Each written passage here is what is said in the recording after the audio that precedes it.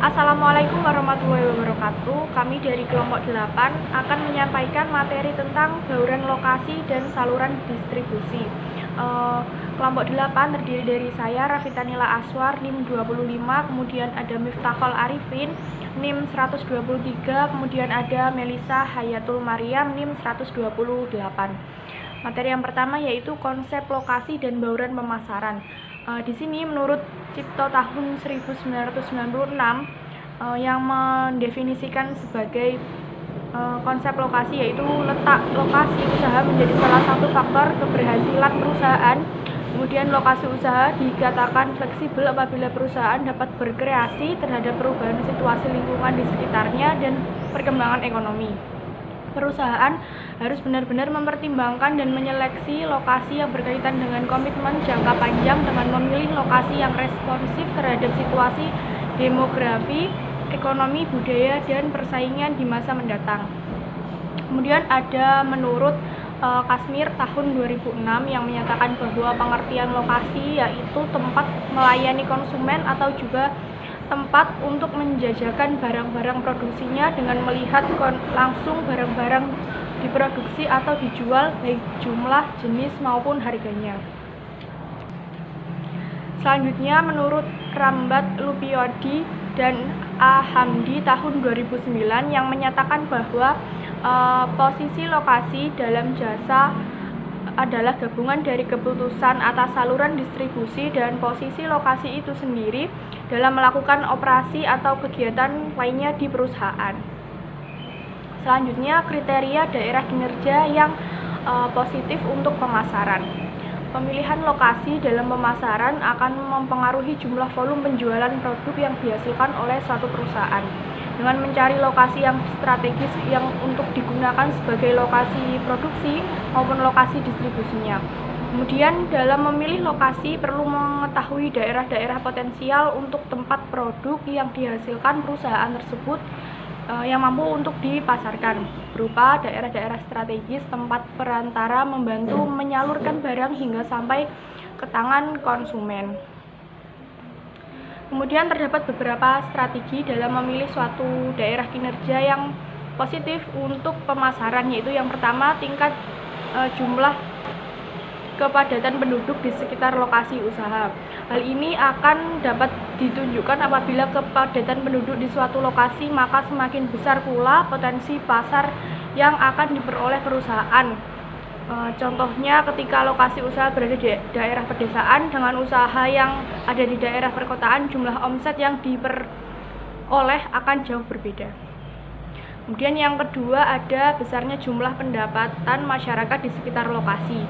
Jumlah pendapatan masyarakat akan mempengaruhi usaha yang akan dijalankan karena dapat mempengaruhi daya beli terhadap produk yang akan dikeluarkan.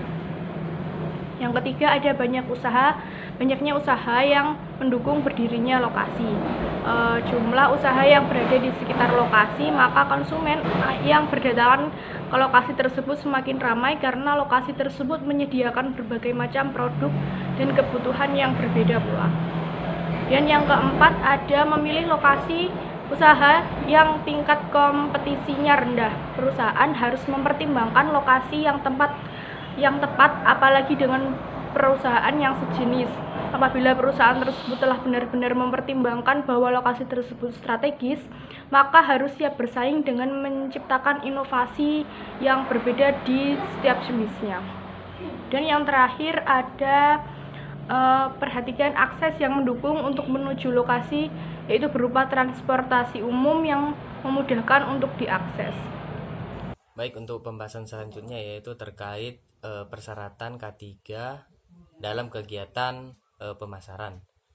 Untuk pengertiannya sendiri, untuk K3 atau bisa disebut dengan keselamatan dan kesehatan kerja, yaitu upaya perlindungan yang ditujukan untuk tenaga kerja dan orang lain yang ada di tempat kerja ataupun juga perusahaan selalu dalam keadaan selamat dan sehat, serta agar setiap sumber produksi dapat digunakan secara aman dan juga efisien. Setiap perusahaan wajib menerapkan keselamatan dan kesehatan kerja atau K3 dalam kegiatan usahanya. Serta K3 memberikan perlindungan bagi kesehatan dan keselamatan kerja tenaga kerja, yaitu dengan cara mencegah terjadinya kecelakaan dan sakit saat kerja. Nah, untuk syarat-syaratnya sendiri dalam penerapan K3 ini tertuang pada Undang-Undang Nomor 1 Tahun 1970 tentang keselamatan kerja pada pasal ketiga. Nah, di dalam pasal tersebut menyebutkan ada beberapa persyaratan, yaitu ada 18 syarat dalam penerapan keselamatan kerja di tempat kerja. Untuk yang pertama yaitu mencegah dan mengurangi kecelakaan kerja. Yang kedua, mencegah, mengurangi, memadamkan kebakaran. Yang ketiga, mencegah dan mengurangi bahaya peledakan. Yang keempat yaitu memberi jalur evakuasi keadaan darurat. Yang kelima, memberikan P3K kecelakaan kerja. Yang keenam yaitu memberi APD pada tenaga kerja. Yang ketujuh memberi ataupun mencegah dan mengendalikan timbulnya penyebaran suhu, kelembapan, debu, kotoran, asap, uap, gas, radiasi, kebisingan, dan getaran. Yang kedelapan itu mencegah dan mengendalikan penyakit akibat kerja dan keracunan. Yang kesembilan yaitu penerangan yang cukup dan sesuai. Yang kesepuluh yaitu suhu dan kelembapan udara yang baik. Nah, yang ke-11 yaitu menyediakan ventilasi yang cukup. Yang ke-12 memelihara kebersihan, kesehatan, dan ketertiban. Yang ke-13 keserasian tenaga kerja, peralatan, lingkungan, cara dan proses kerja. Yang ke-14 yaitu mengamankan dan memperlancar pengangkutan manusia, binatang, tanaman, dan barang. Yang ke-15 yaitu mengamankan dan memelihara segala jenis bangunan. Yang ke-16 yaitu mengamankan dan memperlancar bongkar muat, perlakuan, dan penyimpanan barang. Yang ke-17 yaitu mencegah terkena aliran listrik yang berbahaya. Yang ke-18 yang terakhir yaitu menyesuaikan dan menyempurnakan keselamatan pekerjaan yang risikonya bertambah tinggi. Untuk pembahasan selanjutnya yaitu terkait konsep dan kegunaan dari saluran distribusi. Untuk yang pertama yaitu terkait konsep. Menurut KBBI, distribusi adalah penyaluran ataupun juga pembagian pengiriman kepada beberapa orang ataupun juga ke beberapa tempat dalam bidang perdagangannya sendiri. Objek yang disalurkan sendiri berbentuk barang. Nah, penyaluran tersebut disebut dengan saluran distribusi atau disebut juga dengan saluran pemasaran, yang memiliki arti sebuah jalur atau rute yang telah ditentukan oleh perusahaan ataupun produsen untuk memberikan barang atau layanannya kepada pelanggan ataupun juga konsumen. Sebuah rute dapat terjadi sesingkat dan interaksi langsung antara konsumen dan produsen, tetapi bisa juga panjang dan mencangkup beberapa perantara yang saling berhubungan seperti grosir, distributor, pengecer, dan lain-lain. Oleh karena itu, dapat dipahami juga saluran distribusi adalah sekumpulan perantara yang saling bergantung dan membantu membuat produk tersedia bagi konsumen akhir. Untuk kegunaan atau fungsi saluran distribusi ini yaitu ada beberapa poin ataupun juga ada beberapa fungsi, yaitu yang pertama yaitu sebagai information adalah untuk mengumpulkan informasi penting tentang konsumen dan pesaing untuk merencanakan dan membantu pertukaran.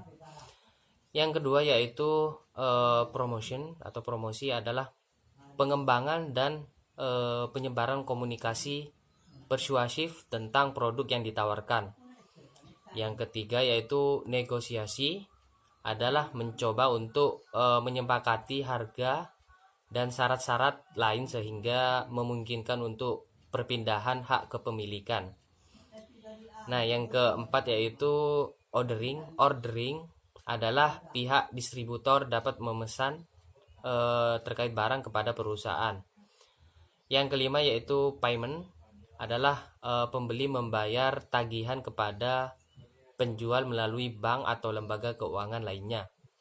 Yang keenam yaitu title, adalah perpindahan kepemilikan barang dari suatu organisasi atau orang kepada organisasi atau orang lain. Yang ketujuh yaitu physical possession, adalah yaitu artinya itu mengangkut dan menyimpan barang-barang dari bahan baku hingga barang jadi dan akhirnya sampai ke konsumen akhir. Nah, untuk yang kedelapan di sini yaitu untuk financing, yaitu meminta dan memanfaatkan dana untuk biaya-biaya dalam pekerjaan saluran pemasaran. Yang kesembilan yaitu risk taking, atau bisa juga diartikan yaitu menanggung resiko sehubungan dengan pelaksanaan pekerjaan saluran pemasaran. Di sini saya akan menjelaskan mengenai tipe-tipe saluran distribusi. Terdapat 3 tipe saluran yang dapat dipakai. Biasanya alternatif saluran ini didasarkan pada golongan yaitu barang konsumsi dan barang industri. Di mana barang konsumsi adalah barang yang dibeli untuk dikonsumsi dan pembelinya ini merupakan konsumen akhir. Kemudian barang industri adalah barang-barang yang dibeli untuk diproses lagi atau untuk kepentingan dalam industri, di mana pembeli barang industri ini adalah perusahaan. Kemudian berikut ini adalah beberapa tipe saluran untuk barang konsumsi dan barang industri. Yang pertama ada tipe saluran distribusi untuk barang konsumsi. Yang pertama yaitu dari produsen ke konsumen. Bentuk saluran distribusi ini merupakan yang paling pendek dan sederhana karena tanpa menggunakan perantara. Oleh karena itu, saluran ini disebut saluran distribusi langsung. Yang kedua adalah saluran dari produsen ke pengecer kemudian ke konsumen. Dalam saluran ini, produsen hanya melayani penjualan kepada pengecer, kemudian pengecer mendistribusikannya kepada konsumen. Yang ketiga adalah produsen, pedagang besar, pengecer, dan konsumen. Di saluran distribusi ini banyak digunakan oleh produsen dan dinamakan saluran distribusi tradisional. Yang keempat adalah saluran dari produsen ke agen, pengecer, dan konsumen. Nah, di sini produsen memilih agen sebagai penyalurnya, di mana ia menjalankan kegiatan perdagangan besar dalam saluran distribusi yang ada. Sasaran penjualan utama agen ini ditunjukkan kepada para pengecer besar. Yang kelima adalah produsen, kemudian ke agen, kemudian ke pedagang besar, kemudian ke pengecer dan konsumen. Dalam saluran distribusi, produsen sering menggunakan agen sebagai perantaranya untuk menyalurkan barangnya kepada pedagang besar yang kemudian menjualnya kepada toko-toko kecil atau pengecer. Selanjutnya adalah tipe saluran distribusi untuk barang industri.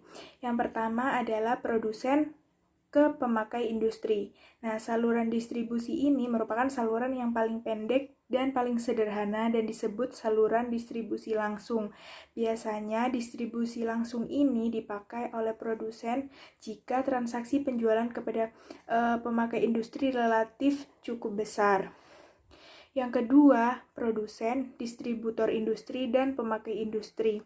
Seringkali distributor industri sangat disegani oleh para pemakai, sehingga pemesanan pemakai tergantung sekali dari distributor industri. Dalam hal ini, produsen hanya dapat menjual barangnya melalui distributor industri.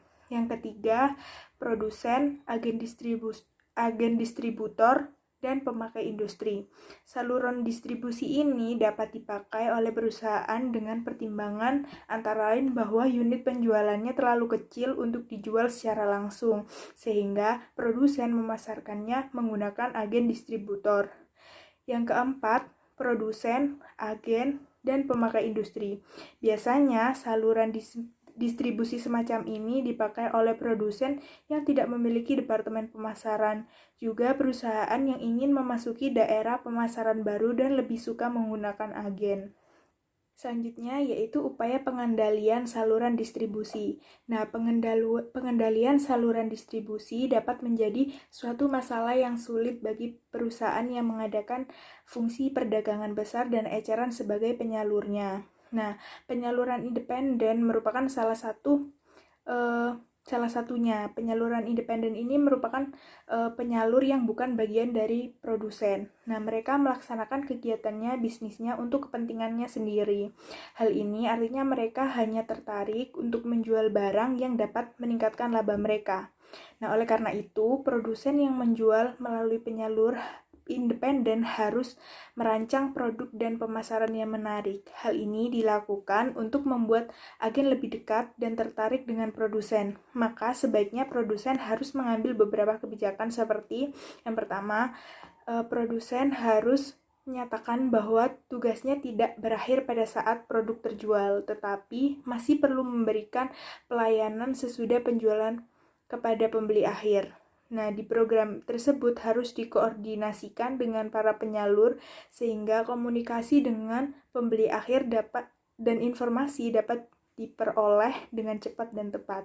Yang kedua, produsen harus menyatakan bahwa masalah yang dihadapi penyalur merupakan masalah bagi produsen juga. Yang ketiga, produsen harus memberikan ganti kepada penyalur atas garansi dan servis lain yang diberikan kepada pembeli. Yang keempat, produsen harus memberikan semangat kepada penyalur dengan memberikan sejumlah insentif. Beberapa teknik pemberian insentif yang dapat digunakan antara lain konsesi harga, misalnya potongan harga, kemudian potongan tunai, dan lain sebagainya. Yang kedua, bantuan keuangan, misalnya pembelian secara kredit. Yang ketiga adalah proteksi, misalnya proteksi harga dan proteksi keuangan.